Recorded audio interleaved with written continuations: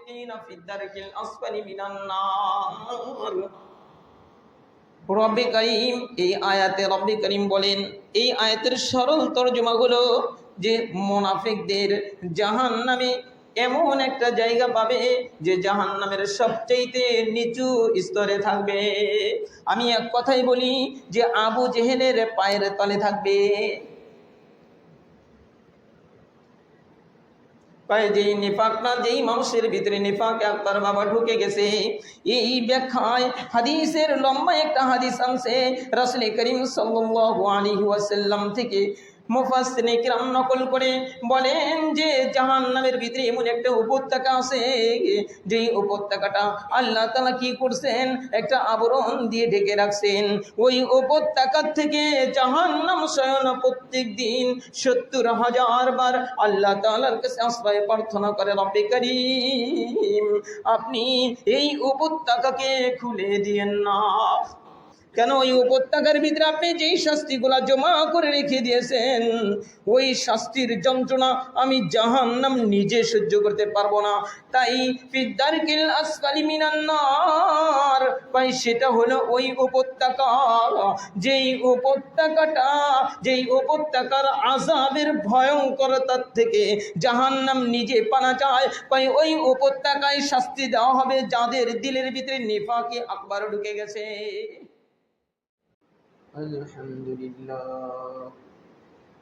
আলহামদুলিল্লাহ ওয়াকাফা ওয়া সালামুন আলা ইবাদিহিল্লাযীনা ইসতাফা। أما بعد فأعوذ بالله من الشيطان الرجيم. بسم الله الرحمن الرحيم. إن المنافقين في الدرك الأسفل من النار. وقد قال رسول الله صلى الله عليه وسلم: آية المنافق ثلاث: إذا حدث كذب، وإذا أؤتمن خان، وإذا وعد أخلف، أو كما قال عليه الصلاة والسلام. صدق الله مولانا العظيم، وصدق رسوله النبي الكريم، ونحن على ذلك من الشاهدين والشاكرين، والحمد لله رب العالمين. আলহামদুলিল্লাহ, সমস্ত প্রশংসা মহান রব্বুল আলামিন আল্লাহ তাআলার দরবারে, যে মহান রব্বুল আলামিন আল্লাহ তাআলা আমাকে সহ আপনাদেরকে জুমার সালাত আদায় করার লক্ষ্যে মসজিদে আসার বসার তৌফিক দান করেছেন। এজন্য সকলেই দিল থেকে পড়ি আলহামদুলিল্লাহ। রমাদানুল মুবারকের পরের মাস শাওয়াল মাস। সাহাবায়ে কিরামের একটা আমল ছিল, তাদের একটা স্বভাব ছিল যে রমাদানুল মুবারকের পরের 6 মাস তারা দোয়া করত যে আল্লাহ তুমি আমাদের রমাদানুল মুবারক কবুল করে নিও। আমরা সেই সাহাবায়ে কিরামের আমলকে লক্ষ্য করে আমরাও দোয়া করতে পারি আল্লাহ তাআলা যেন আমাদের রমাদানুল মুবারককে আল্লাহ তাআলা কবুল করে নেয়। আমরা বড় দুর্বল, শারীরিকভাবেও দুর্বল, তার চেয়ে বেশি দুর্বল হলো ইমানের দিক দিয়ে, আমরা সবচেয়ে বেশি দুর্বল। তাই রব্বে কারীমের যেইভাবে হুকুম ছিল হতে পারে আমরা সেভাবে আদায় করতে পারি নাই। তো যাই হোক, মনে রাখিয়েন একটা বিষয়, যে অনেক জিনিস এরকম আছে যেই জিনিসগুলা দেখতে একরকম কিন্তু বাস্তবে একরকম না। আছে না এরকম জিনিস? যেমন পানি আর পেশা দেখতে তো একই রকম, কিন্তু আসলে কি বাস্তবে একরকম? বাস্তবে কিন্তু একরকম না। আমরা কিছু বাঁশ দেখি, যে বাঁশগুলা দেখতে গ্যান্ডারির মতো, কিন্তু আসলেও সেটা গ্যান্ডারি না। অনুরূপভাবে রব্বে করিম তার যে বান্দা আছে, এই বান্দাদের ভিতরেও কিছু মানুষ এরকম আছে যে বাহিরে একরকম কিন্তু তার ভিতরটা আরেক রকম। আছে কি নাই? আল্লাহ মাফ করে দেন। আল্লাহ তাআলা আমাদেরকে এই দ্বিমুখী স্বভাব চরিত্র থেকে যেন আল্লাহ তাআলা আমাদেরকে হেফাজত করে। যেই ব্যক্তির বাহ্যিক একরকম কিন্তু ভিতরে অন্যরকম, যেমন মনে করেন আপনার কাছে একজন ব্যক্তি আসছে, আপনি তাকে অনেক সুমাদর করলেন, কিন্তু ভিতরে ভিতরে জ্বালার যন্ত্রণা, ভিতরে ভিতরে জ্বালা আর যন্ত্রণা, যে তোর বাবা কিংবা তোর ছেলে তো আমার সাথে আচরণ করেছিল, কিন্তু বাহিরে কি করলেন? আপনি বাহ্যিকভাবে আচরণ দেখালেন একরকম, কিন্তু ভিতরে আরেক রকম। এটাকে বলে নিফাক। এটাকে বলে নিফাক। নিফাক ঈমানের জন্য সবচেয়ে বড় ভয়ঙ্কর। সবচেয়ে বড় ভয়ঙ্কর ঈমানের জন্য হলো নিফাক। নিফাক এই শব্দটা নাফকুন থেকে। নাফকুন বলা হয় গুহাকে, গুহা। গুহা উলামায়ে কিরামগণ বলেন যে গুহার দুইটা রাস্তা থাকে, একদিক দিয়ে ঢুকে আর একদিক দিয়ে বের হয়ে যায়। আবার নাফকুনের আরেকটি অর্থ হলো যে ইঁদুরের গর্ত। ইঁদুর এরকমভাবে গর্ত করে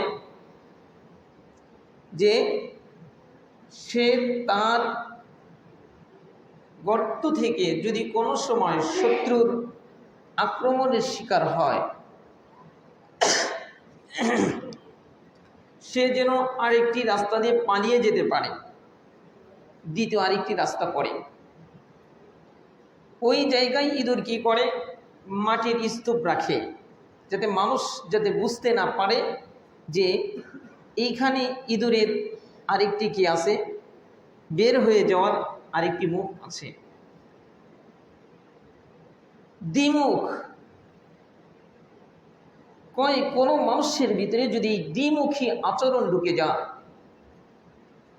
সেটা হলো যে বাহিরে দেখাবে একরকম, ভিতরে লালন করবে আরেক রকম।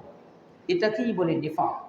আর নিফাক হলো অত্যন্ত ভয়ঙ্কর অন্তরাত্মার জন্য, ঈমানের জন্য। যেমন এই কথাটা বারবার আমরা বলি এবং আমরা শুনেও থাকি যে আমরা সকলেই দুইটা জিনিসের সমন্বয় গঠিত, একটা হলো দেহ আর একটা হলো আত্মা। দেহের রোগ, এই রোগগুলো অনুভব করা যায়, কিন্তু আত্মার রোগ অধিকাংশ ক্ষেত্রে অনুভব করা যায় না। অধিকাংশ ক্ষেত্রে আত্মার রোগ অনুভব করা যায় না। এ কারণে দেহের রোগ অনুভব করা যায়, যার কারণে সে চিকিৎসা নিয়ে দেহের রোগ থেকে সে পরিত্রাণ পাওয়ার আশা রাখে। পক্ষান্তরে অন্তর আত্মার যেই রোগ, এটা অনেক সময় অধিকাংশ মানুষ এটা অনুভব করতে পারে না, যার কারণে সে এর চিকিৎসাও নেয় না। এই অবস্থায় সে দুনিয়ার থেকে চলে যায়। উলামায়ে কিরামগণ বলেন যে মনে রাখিও যে এই শরীরের জন্য আত্মা যেমন, শরীরে যদি আত্মা না থাকে তার ওই শরীরটার কোনো মূল্য নাই। তার সবচেয়ে আপনজন বিবির কাছে তার মূল্য নাই, সবচেয়ে আপন সন্তানাদি তার কাছেও কোনো মূল্য নাই, তার সবচেয়ে কাছের সম্পদ আদি এই সম্পদের কাছেও তার কোনো মূল্য নাই। ওই অনুরূপভাবে মনে রাখিও মনে রাখিও ইবাদতের সেই আত্মা হলো ইখলাস। কয় যে ইবাদত করলো কিন্তু তার ইখলাস ঠিক নাই, ভিতরের অবস্থাটা ভালো না, তার ইবাদতটা হলো ওই রুহু ছাড়া লাশের মতো। কয় তার চেয়েও মনে রাখিও আরেকটি কথা, কয় ইমানের রুহু হলো, ইমানের আত্মা হলো যে আমি এই ভয় দিলের ভিতরে লালন করা, আমি ইমান নিয়ে কবরে যেতে পারবো কিনা। কয় এটা হলো ইমানের আত্মা। তাই হাসান বসরি রহমতুল্লাহি আলাইহি বলেন, মোনাফিক সে মনে করে যে আমার চেয়ে ইবাদত গুজার, আমার চেয়ে ইমানদার আর কে। সে একটু ইবাদত করে তার দিলের ভিতরে এই বিষয়টা লালন করে। পক্ষান্তরে যে প্রকৃত মোমেন, সে সবসময় চিন্তা ফিকির করে, হায় আমি কি ইমান নিয়ে কবরে যেতে পারবো কিনা, আমি কি ইমান নিয়ে কবরে যেতে পারবো কিনা। তাই এই নিফাকি অন্তর আত্মার জন্য মারাত্মক ধরনের এটা হলো ব্যাধি। তাই কারো মনে রাখিয়েন যে এই নিফাক উলামাই কিরাম দুই ভাগে বিভক্ত করেছে। একটা নিফাককে উলামাই কিরামগণ বলেন নিফাকে আকবার, আর একটা নিফাকে আসগর। নিফাকে আকবার অর্থাৎ বড় মুনাফিকি যেটা কয় সেটা হলো কয় এ বাহ্যিকভাবে কাফের, এ আল্লাহ তাআলার লিস্ট দিয়ে কাফের।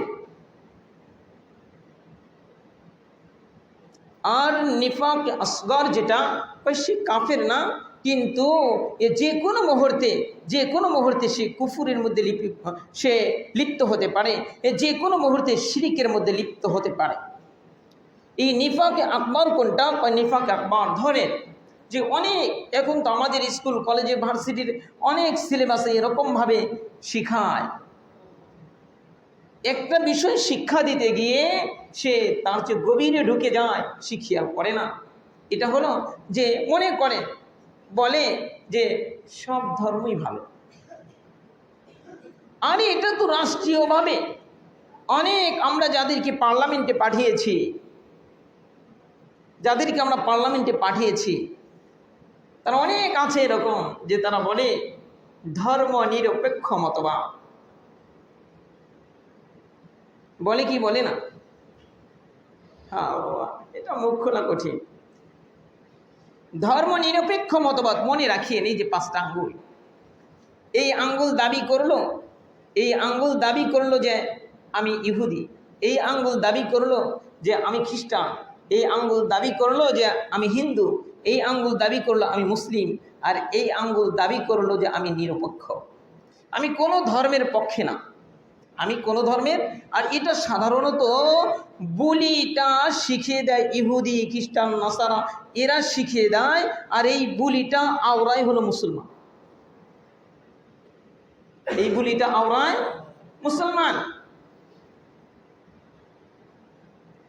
তো এই যে 4টা আঙ্গুল, যে 4টা ধর্মের দাবি করলো, আর এই আঙ্গুল যে বললো যে আমি নিরপেক্ষ, এ কি বলবে যে আমি মুসলিম, এ কি বলবে আমি ইহুদি, এ কি বলবে আমি খ্রিস্টান, এ কি বলবে আমি হিন্দু?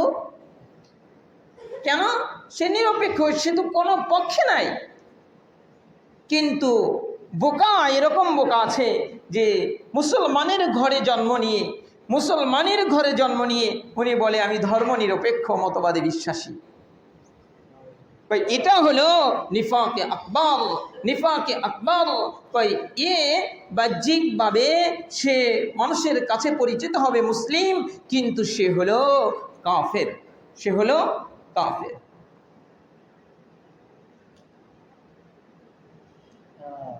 এদের জন্য রব্বে কারীম আয়াতে ঘোষণা করে দিয়েছে ইন্নাল মুনাফিকিনা ফি দারকিল আসফালি মিনান নার।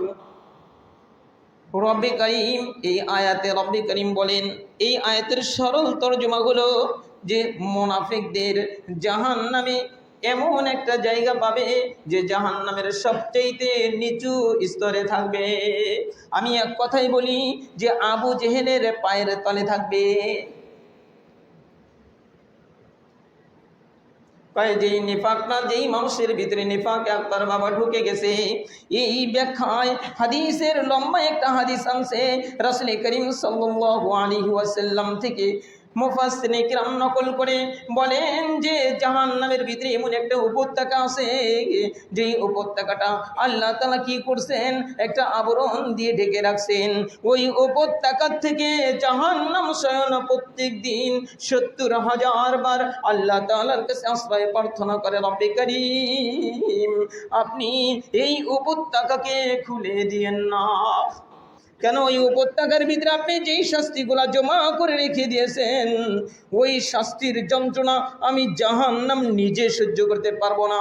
তাই ফিদ্দারকিল আসফালি মিনান নার, ভাই সেটা হলো ওই উপত্যকা, যেই উপত্যকার আযাবের ভয়ঙ্করতার থেকে জাহান্নাম নিজে পানা চায়। ভাই ওই উপত্যকায় শাস্তি দেওয়া হবে যাদের দিলের ভিতরে নিফাকে আকবার ঢুকে গেছে।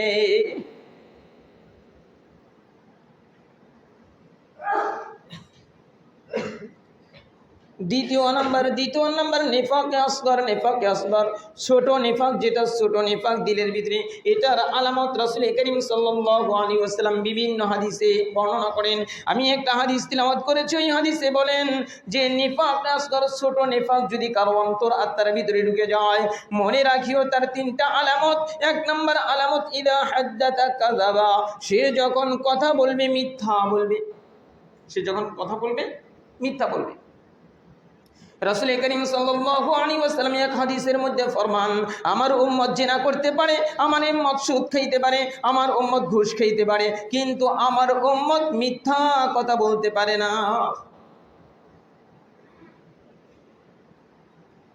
এই কারণে জুলফিকার আহমদ নকশবন্দি রহমতুল্লাহি আলাইহি তার কিতাবের ভিতরে লেখে যে যাকে আল্লাহ তাআলা সন্তান দান করছে, সে যেন তার সন্তানকে 3টা আদর্শে আদর্শবান করে। 1 নম্বর আদর্শ, সে যেন ভুলেও তার সন্তানকে মিথ্যা কথা না শিখায়,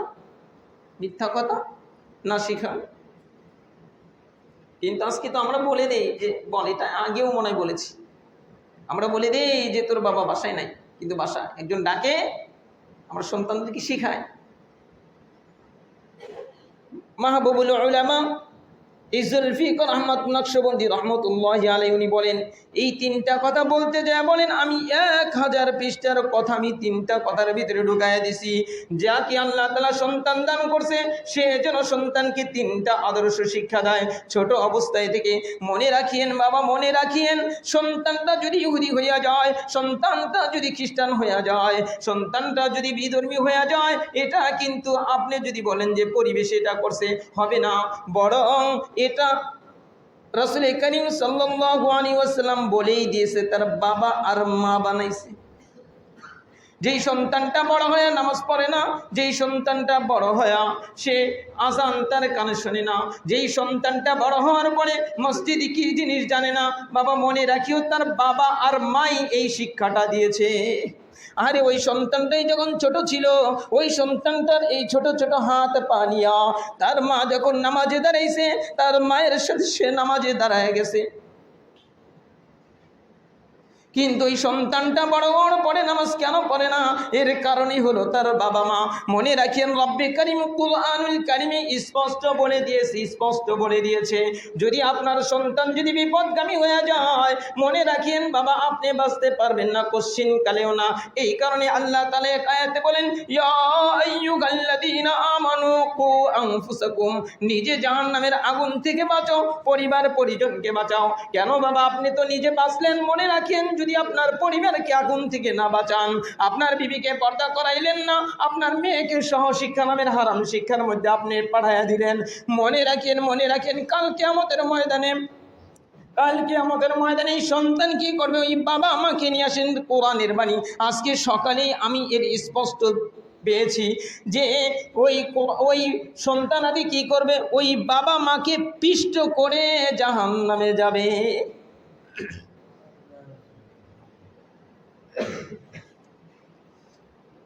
জুলফিকার আহমদ নকশবন্দি বলে সন্তানকে দ্বিতীয় নাম্বার আর একটা জিনিস শিক্ষা দাও, সেটা হলো যে তাকে নামাজের পাবন্দি শিক্ষা দাও। নামাজের পাবন্দি শিক্ষা দাও। আপনি নামাজ পড়লেন কিন্তু আপনার সন্তানকে নামাজের পাবন্দি শিক্ষা দিলেন না, আপনার সন্তানকে আপনি না শিক্ষা দেওয়ার কারণে নামাজ পড়লো না, আপনি নামাজ পড়ে যেই সওয়াব পাইলেন মনে রাখেন তার চেয়ে ভয়ঙ্কর গুনার সম্মুখীন আপনি হয়ে গেলেন। ওই যে আপনার সন্তানকে তো আপনি শিক্ষা দিলেন না।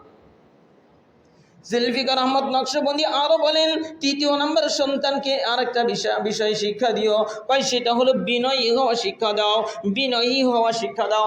আমাদের ওলামায়ে কেরামগণ বলেন বিনয়ী হওয়া শিক্ষা দেওয়ার সবচেয়ে বড় বিষয়টা হলো ফ্যামিলির ভিতরে সবাই ছোট আওয়াজে কথা বলো। তাই এই নেফাকির যে ছোট নেফাক, ছোট মুনাফিকের যে আলামত, সেটা হলো যে সে যখন কথা বলে মিথ্যা বলে। রাসূল করিম সাল্লাল্লাহু আলাইহি ওয়াসাল্লাম বলেন যে আমার উম্মত জিনা করতে পারে, আমার উম্মত সুদ খেতে পারে, আমার উম্মত ঘুষ খেতে পারে, কিন্তু আমার উম্মত মিথ্যা কথা বলতে পারে না। কেন? যেই ব্যক্তি মিথ্যা বলে সে সত্যের উপরে থাকতে পারে না। আল্লাহ যে সত্য সে সেটা মুখে বলবে কিন্তু দিলে বিশ্বাস করতে পারবে না, কারণ তার জীবনটাই মিথ্যা দ্বারা ভরে গেছে। সে সত্যকে অ্যাকসেপ্ট করতে পারবে না। নেফাকের ছোট নেফাকের দ্বিতীয় আলামত হলো ইদা আতুমিনা খানা, তার কাছে যদি আমানত রাখা হয় সে সেটা খেয়ানত করে। মনে রাখিয়েন টাকাটা একজনের কাছে রেখে দিলেন ওটাই শুধু আমানত না, মনে রাখিয়েন আপনার বিবিকে যে আল্লাহ তাআলা আপনার কাছে দিয়ে দিয়েছে এটা একটা আমানত। আপনার বিবির এই আমানতের খেয়ানত করা যাবে না। আপনার বিবি দিন সেখানে আপনাকে শিখাইতে হবে। আপনার বিবি পর্দা করেন, আপনাকে সেটা পর্দা করাইতে হবে। আপনার বিবি দিন জানে না, আপনার বিবিকে দিন জানাইতে হবে। আপনার কাছে যে আল্লাহ তাআলা সন্তান দিয়েছে এটাও কিন্তু আপনার কাছে একটা আমানত। মনে রাখেন সন্তান নিয়ে বাহাদুরি করার কিছু নাই। সন্তান কিন্তু বাবা আপনার না। আলী রাদিয়াল্লাহু তাআলা বলেন আমি কবরের পাশে যে মুরাকাবা করলাম, মুরাকাবা করার পরে আমি এই মুরাকাবার ভিতরে কবরবাসীদেরকে জিজ্ঞাসা করলাম, হায় তোমাদের কবরের অবস্থা কি? কবরবাসীর থেকে আওয়াজ আসে যে কবরের অবস্থা আর কি জানবা, সেটা তো তোমরাই ভালো জানো, তোমরা তো নবী মুহাম্মদের কাছের লোক ছিলা। মনে রাখিও আমাদের কবরের অবস্থা জানার আগে আমাদের দুনিয়ার অবস্থাটা বলো। তোমাদের দুনিয়ার অবস্থাটা হলো তোমরা দুনিয়াতে চারটা জিনিসের পাগল ছিলা। একটা হলো বিবির পাগল ছিলা, এখন সেই বিবি আর তোমার নাই, এখন সেই বিবি আবার অন্যের হয়ে গেছে। দ্বিতীয় জিনিসের তুমি পাগল ছিলা, সন্তান আদির পাগল ছিলা। আরে যখন তুমি জীবিত ছিলা তখন বলতো অমুকের সন্তান, এখন আর সেটা বলে না, বরং ওই সন্তানগুলাও আবার সন্তান জন্ম দিছে, এখন বলে অমুকের বাবা। তুমি বাড়ির পাগল ছিলা, বাড়ির পাগল ছিলা, বাড়ির পাগল ছিলা। আরে তুমি যখন জীবিত ছিলা তোমার বাড়িতে একটা গেট ছিল, কিন্তু তুমি তো চারটা সন্তান রেখে গেছো।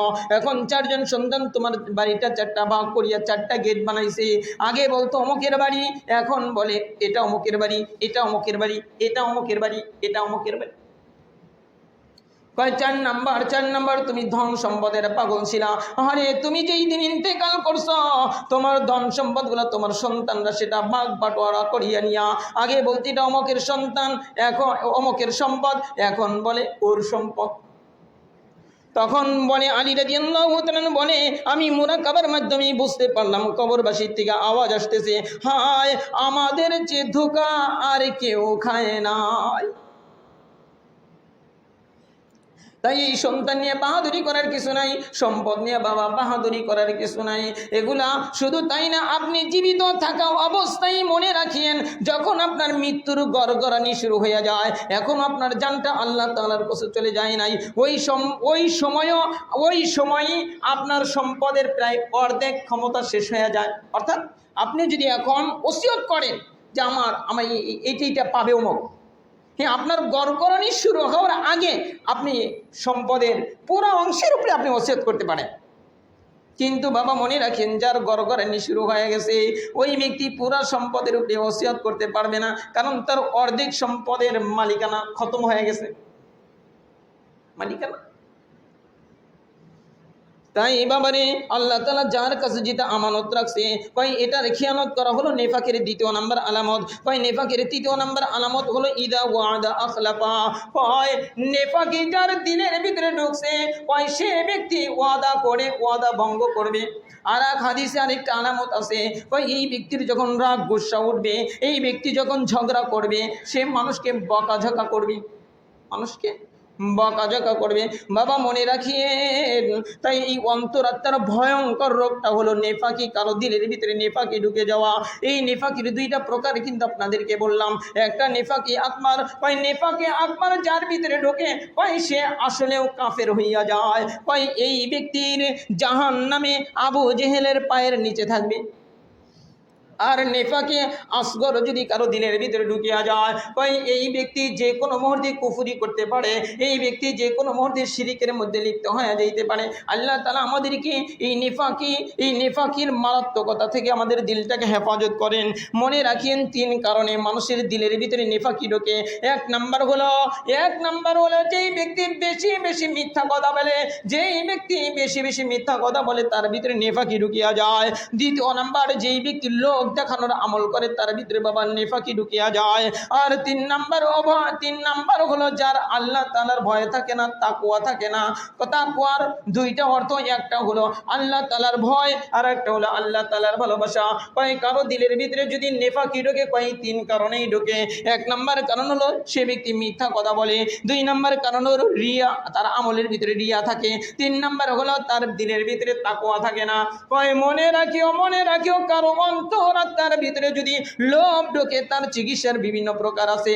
কারো অন্তরাত্মার ভিতরে যদি হিংসা ঢোকে, তার চিকিৎসার বিভিন্ন প্রকার আছে। কারো দিলের ভিতরে যদি মনে করেন যে এই নেফাকি ঢুকে যায়, তার চিকিৎসা একটা, তাছাড়া আর কোনো চিকিৎসা নাই। উলামায়ে কেরামগণ বলে তাই বড় ভয়ঙ্কর। তাই ওমর রাদিয়াল্লাহু তাআলা, আরে ওমরকে আরে হাদিস শরীফের ভিতরে আসছে রাসূল করিম সাল্লাল্লাহু আলাইহি ওয়াসাল্লামের শরীর মোবারক কয় যেই মাটির থেকে বানাইছে, কয় ওই মাটির কিছু অংশ বেঁচে যাওয়ার পরে আবু বকরকে বানাইছে। কয় আবু বকরকে বানানোর পরে কিছু অংশ বেঁচে যাওয়ার পরে ওমরকে বানাইছে। আরে সেই ওমর হুযায়ফার দরজার পাশে যায় বসিয়া থাকতো, অনেক সময় বসিয়া থাকতো। আর হুযায়ফাকে বলতো, হুযায়ফা রে, আমার কলিজার টুকরা জানাবে মুহাম্মদ রাসূলুল্লাহ সাল্লাল্লাহু আলাইহি ওয়াসাল্লাম তোকে যে মুনাফিকের যে লিস্টটা দিছে, একটু দেখ না, আমার নাম সেখানে আসেনি। আরে বারবার পিরাপিরি করার পরে 2টা বর্ণনা পাওয়া যায়। একটা বর্ণনা বলে যখন বলেই না, হুযায়ফা যখন বলেই না, তখন ওমর রাদিয়াল্লাহু তাআলা বলে, ও হুযায়ফা, তুমি কি আমার জানাজায় অংশগ্রহণ করবানি? আর একটা বর্ণনা পাওয়া যায়, হুযায়ফা ওমর রাদিয়াল্লাহু তাআলা আনহুকে বলে, ও ওমর, মনে রাখিয়েন, এই গোপন বেদ আমি আর কাউকে বলবো না। আপনাকে বললাম, আপনার নামটা সেইখানে নাই। আরে সেই ওমর যখন ইন্তিকাল করবে রে বাবা, আবু লুলু যখন তার খন্দকটা ঢুকাই দিছিল, 2 দিন কিংবা 3 দিন যে জীবিত ছিল, ওই সময় মাটির মধ্যে গড়াগড়ি করতেছিল আর বলতেছিল, হায় না জানি আমি ঈমান নিয়ে কবরে যাইতে পারিনি। আরে আবু যার গেফারি, আবু দারদা রাদিয়াল্লাহু তাআলা একবার কি করে এরকম ভাবে বসে আছে, বসিয়া তার চোখের পানি বানায়। আর একজন ব্যক্তি আসিয়া বলে, হে আবু দারদা, তুমি তো রাসূল করিম সাল্লাল্লাহু আলাইহি ওয়াসাল্লামের কাছের একজন সাহাবী, তুমি এরকম ভাবে মনক্ষুণ্ণ হইয়া কেন তুমি কান্না করো?